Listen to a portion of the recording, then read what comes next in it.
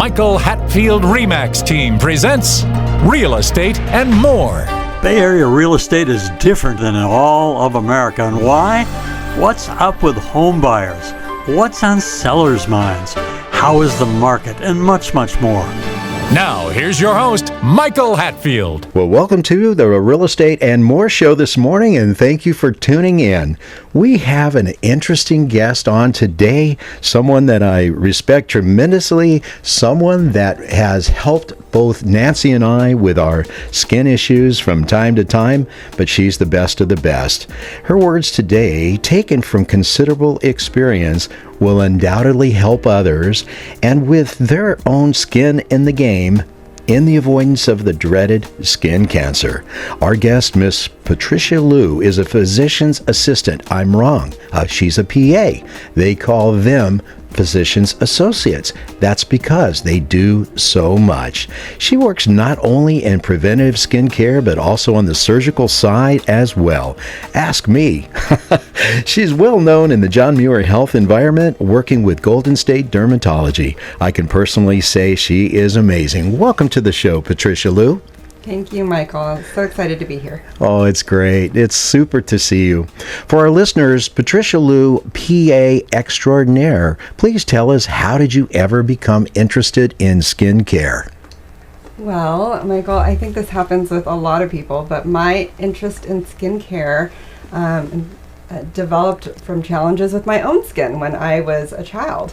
I ended up having a lot of severe and debilitating eczema, and I did not have a very good experience as a child in healthcare. So thankfully I eventually controlled my eczema and learned how to take care of my skin, and that experience led me to an interest in helping others. Wow.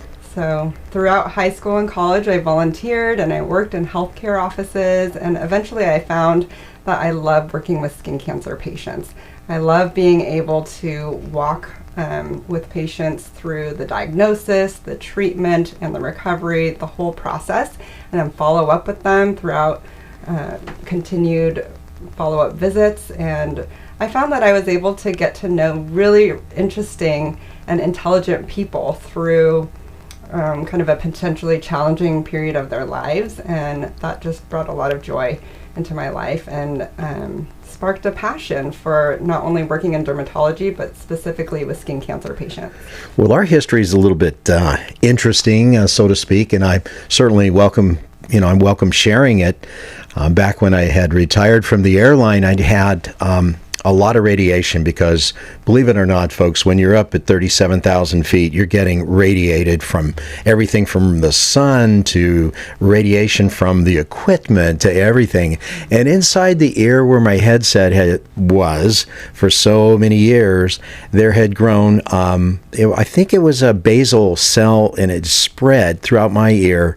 And so I asked Nancy, my wise one back then, I said, well, who is the greatest person for dealing with cancer, because I believe I have it in my ear?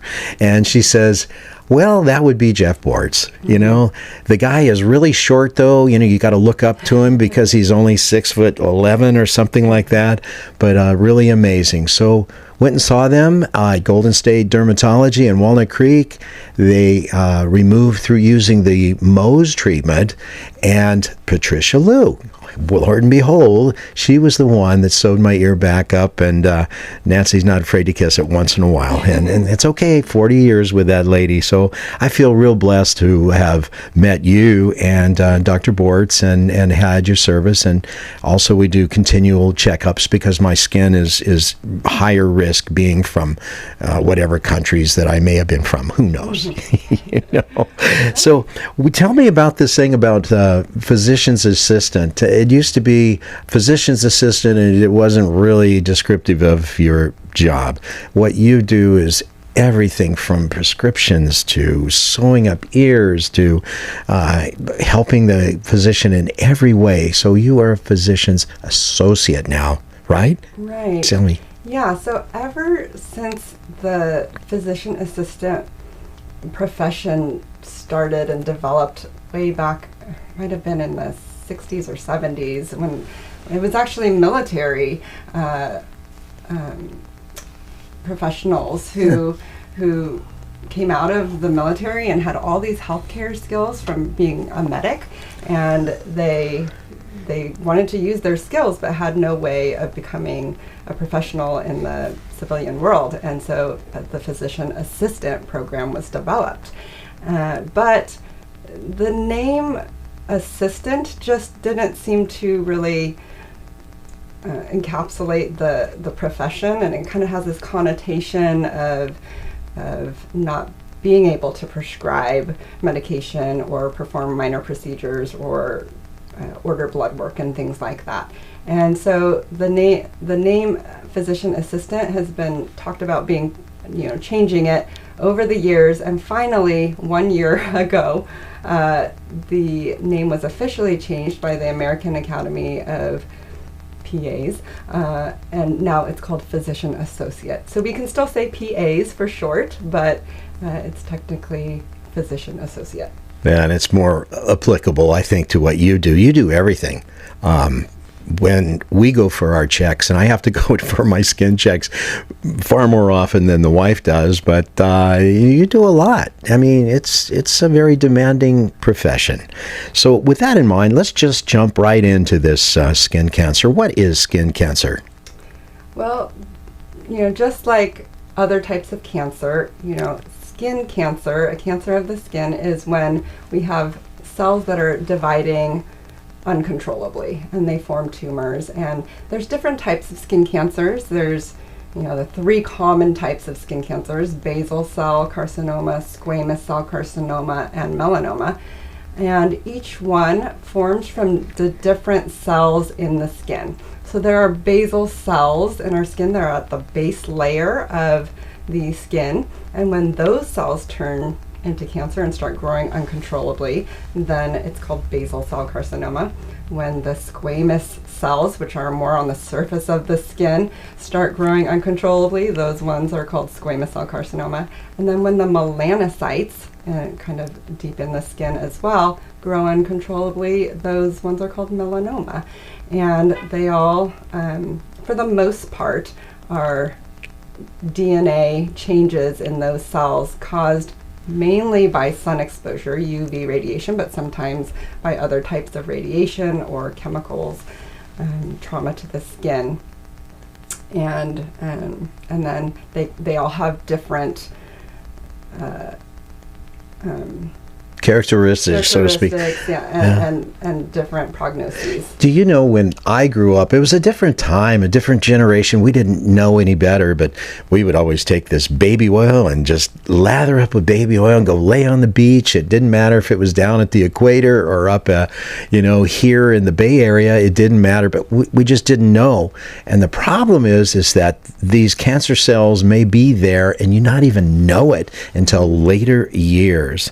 And there's some definite concern if you don't take care of yourself, because they have to excise or treat these things accordingly, and some of it's not so pretty, So skin cancer is threatening to human life in some cases, is it not? It absolutely can be, and thankfully basal cell carcinoma tends to be less life-threatening, whereas squamous cell carcinoma and melanoma can be very life-threatening. So we definitely, our aim with all cancers, and skin cancer specifically, is to catch these things early or prevent in the first place. Is there any connection between cancer of the skin and cancer internally? There's all sorts of different types of cancer, and in general, the skin cancers are not connected to the other kinds, but skin cancer can spread to other body parts. So if you have an aggressive squamous cell carcinoma and it grows deep enough, it can break off into the larger lymph vessels or blood vessels and then spread to other body parts and then seed in those organs and cause damage. I wasn't in the Air Force or military, but I'm understanding that people in the military are at higher risk for these cancers. Is that not so? Absolutely. Really, anybody who spends a lot of time outdoors or at high altitudes is is at a higher risk to develop skin cancer. And certainly in the military, whether you're in the Army, in the Navy, or flying like you were up high in the sky, you have these exposures chronically, over quite a bit of period of time that make you at a higher risk, especially if you have a skin type that is more prone to it to begin with. I always felt that people talk about jet lag, but I think being that you're higher in the atmosphere, a lot of what happens on the Earth's surfaces, it rises to the atmosphere, and when you fly through it, you're getting exposed to a lot of that radiation. And I think jet lag, in my view, and this is a personal view, I think there's a lot of it that comes from being exposed to radiation.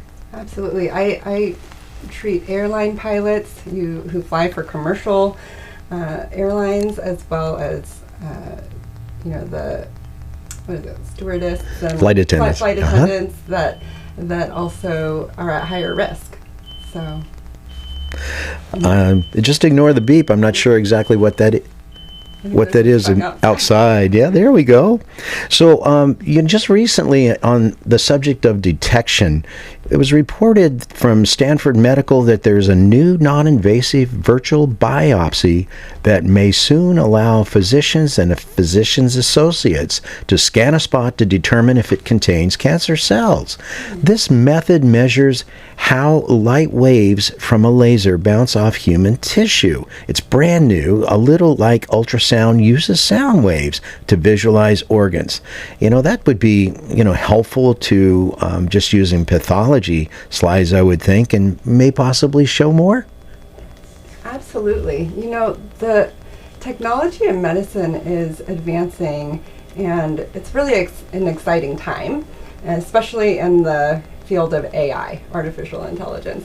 And there have been multiple methods of detection using computers, using ultrasound, there's even little kind of sticker tests where you can pull off a little bit of the surface DNA and send that DNA in so that you don't actually have to cut into the skin.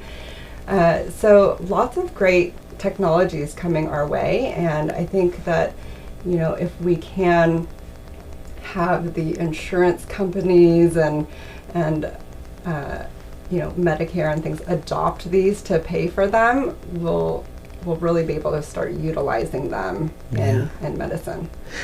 Folks, when you go in for a scan, you may think that this is just a little pimple or a little bit of something. But this lady, when she looks at it, she says, "Oh, I'm not sure about that one." And they, excise a portion of it. It does not hurt. And they send it off to pathology to determine exactly what is inside there. That could save your life. Mm-hmm. So what do you think about scans of the skin? How often should a person actually do those? Well, just like when you go to the dentist, they might want to see you more frequently if you have a lot of cavities, Same thing with your skin. If I have a patient who is at high risk, they have a skin type that is lighter and they've been exposed to a lot of sun exposure or chemicals over the course of their lifetime, maybe they've had a history of skin cancer, especially an aggressive type of skin cancer, then I'm going to want to see them more frequently than somebody who maybe has a darker skin type, a lower risk for skin cancer. Then I would see them less frequently. So I always recommend to patients to at least come in and have a baseline skin exam, and then we can talk about all the different risk factors and how frequently that particular person should be seen. I got to tell you, folks, this lady leaves no stone unturned when it comes to taking care of her patients. And as I'd said earlier, very, very grateful, both Nancy and I. Nancy came over, and, I'm so happy that we can have this type of medical care from Golden State Dermatology. Ladies and gentlemen, we're speaking with Patricia Loo. She's a physician's associate, a PA, with Golden State Dermatology in Walnut Creek. and surgery. They do the Mohs treatment as necessary. They excise and C&D. I don't know what that is, but we're enjoying here our conversation, and I'm just hoping she'll explain what C&D is regarding a type of treatment. Sure. So we've already kind of talked about the 3 common types of skin cancer briefly. And so if we can talk about some of the treatments now, there's the 2 non-melanoma types of skin cancer, basal cell carcinoma and squamous cell carcinoma. And there's multiple ways that we treat these depending on the depth and the size and the location of the skin cancer. And when these basal and squamous cell skin cancers are on the very surface of the skin, and especially if they are located on the torso and extremities, we can treat the skin cancers in more of a superficial nature. One way is sometimes to treat the skin cancers with a cream, and there are a couple different creams, either immunotherapy type of creams or chemotherapy types of creams, which is great. Then you don't have to cut into the skin. And then there's this C&D procedure, which stands for curettage and electrodesiccation. And that's where we anesthetize or numb a small portion of the skin, and we use a little tool called a curette, and we are able to just scrape away the portion of the skin that contains the skin cancer. And what's interesting about the skin cancer is, the skin cancer cells don't adhere to each other like normal tissue cells do, so they fall apart really easily. So we're able to just scrape away the bad cells, and then the good tissue stays there. And then we electrodesiccate or cauterize the cells to also destroy the cancer cells. So those are some of the superficial ways that we are able to treat skin cancer when it's caught very early at the superficial stage. We're going to take a short break. We'll be right back. Welcome to the Real Estate Minute with RE/MAX expert Michael Hatfield. Michael, what traits should we look for in selecting an agent? Look for a deal maker with a positive attitude who will work tirelessly for you. An agent who is adept in multiple offer situations, drafting contracts, marketing and advertising a client's home, is familiar with multiple cultures, experienced in mortgage financing, inspections, and escrow, is a huge asset to his client. What can you do as a plus for clients? Your agent is your eyes and your ears, one who works behind the scenes on your behalf. A great attitude, working well with others, and keeping clients' priorities number one is a given for us. Call 925-322-7775 now to schedule an appointment or complimentary home analysis. For excellence in real estate, call the Michael Hatfield RE/MAX team at 925-322-7775 or go to michaelhatfieldhomes.com. Now let's get back to Real Estate and More with your host, Michael Hatfield. And that's why we do those scans quite often. In my case, every 2 weeks, right? I do have some patients who I see very frequently. Interesting. We were talking about this a little bit earlier. Reported in February, the U.S. FDA has approved the first cellular therapy drug to treat the solid tumor of cancer, melanoma. That's the tough one. The drug called Antagvi works by using a person's own immunocells to treat it. So a surgeon removes some of your own cells, and they grow immune cells in the lab, and then they're infused into the patient where they attack and kill the cancer. That's pretty wow stuff. This is just incredible. Right out the beginning. Are you looking forward to working with something like that, Patricia?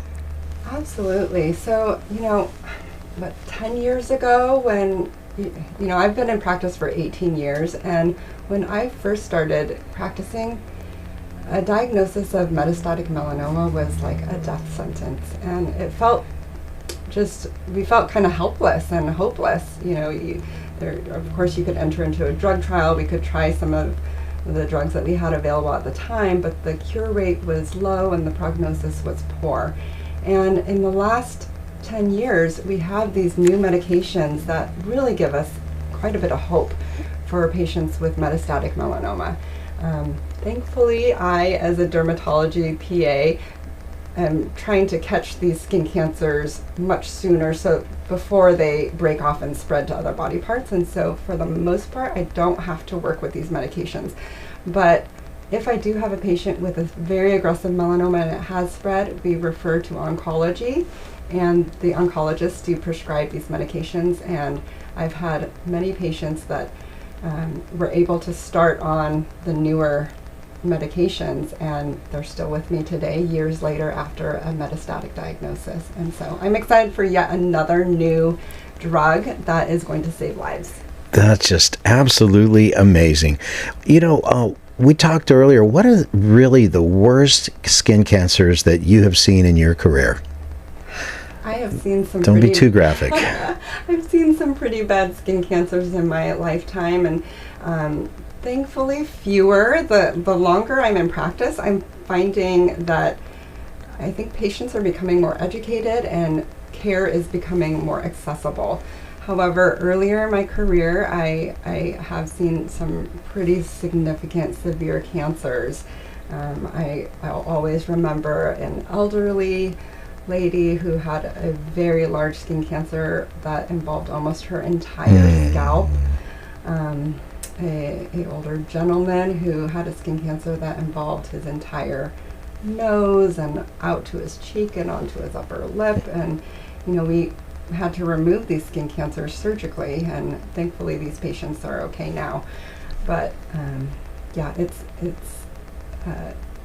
kind of sad sometimes when you see some skin cancers that go untreated for a long time for multiple different reasons. That patients don't have access to care, or they don't listen.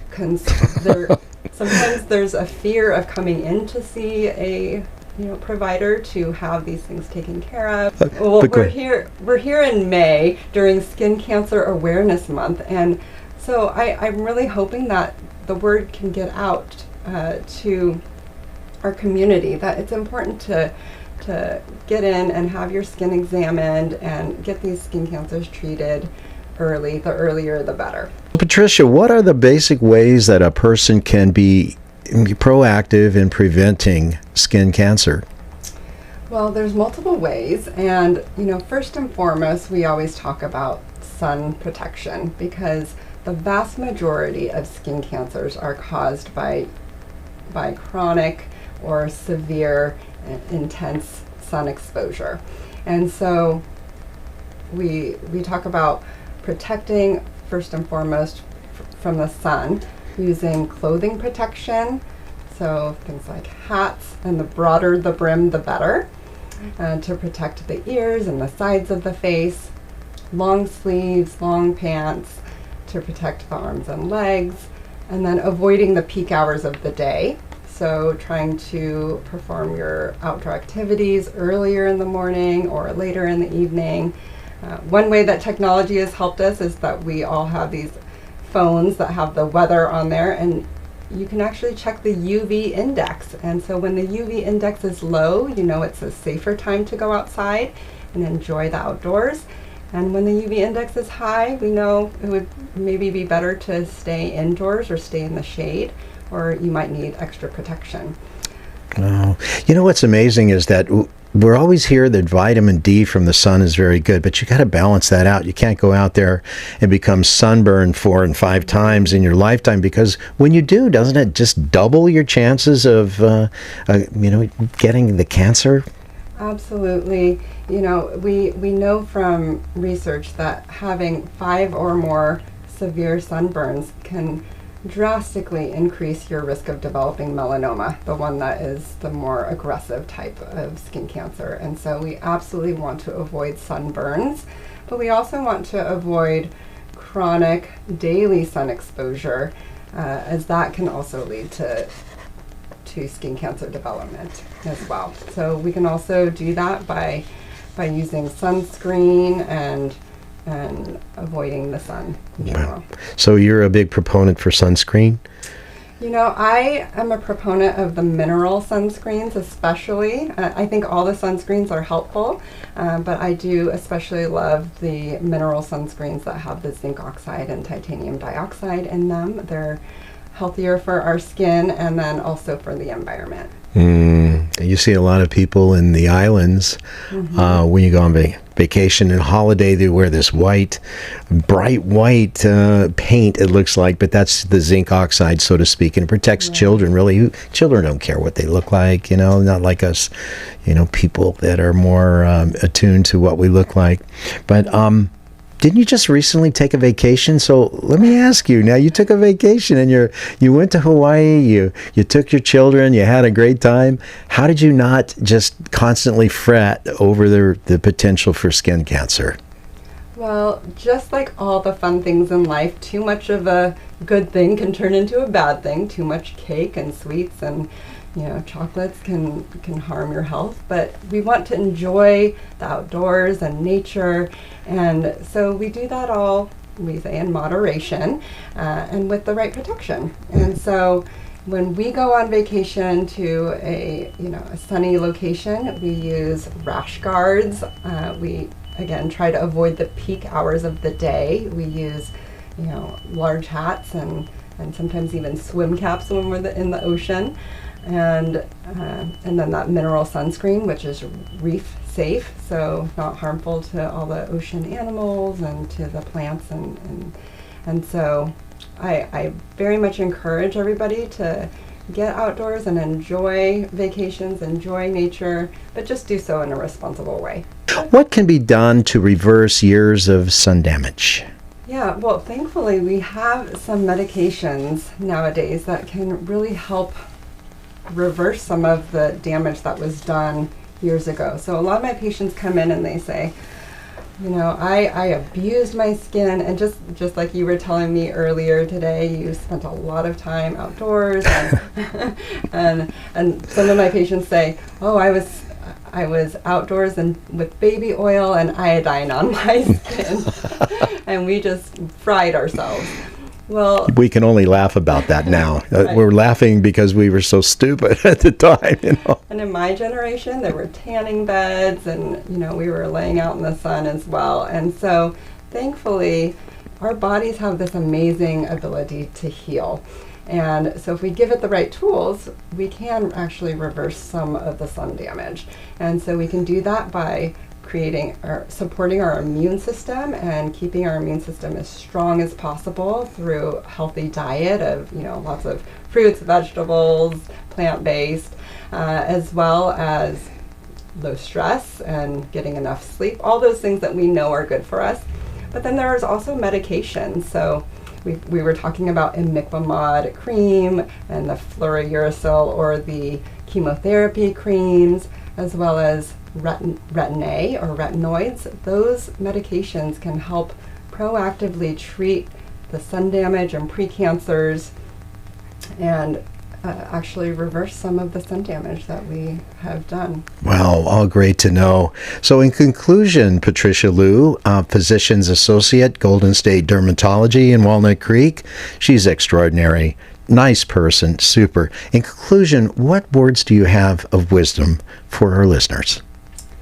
Well, I love the skin because not only, because of all the reasons that we mentioned before, but it's so accessible. We can see it right there. All we have to do is look. Whereas some of the other cancers inside our body, it can be very difficult to get to. We can just examine our skin on our own, and you can start doing that right now yourself. You don't have to be a professional to look at your skin and see if there's something that doesn't look right.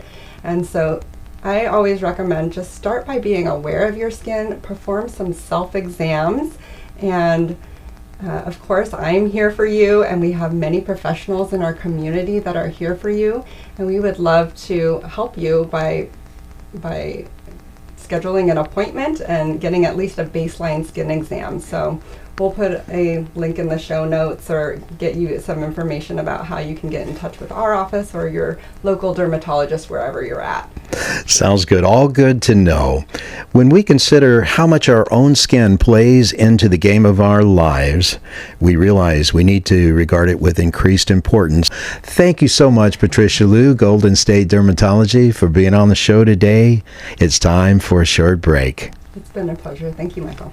You've been listening to the Real Estate and More Show. Great people, interesting topics, and we talk about Bay Area real estate. Listen to archive Real Estate and More shows at michaelhatfieldhomes.com/radio. And also, please, if you want to pull up the show on demand, you can go to Spotify, Amazon, Apple, iHeart, Pandora, and most other major podcast platforms as well. I'm your host. We'll be right back with our next special guest. Stay tuned. The views and opinions expressed are based on current economic and market conditions and are subject to change. Information on the show provided for illustrator purposes only and does not constitute professional or legal advice. Information from sources deemed reliable, but accuracy and completeness not guaranteed. Michael Hatfield and the Michael Hatfield RE/MAX team have no liability for information discussed on the show. Consult with qualified professionals prior to taking action.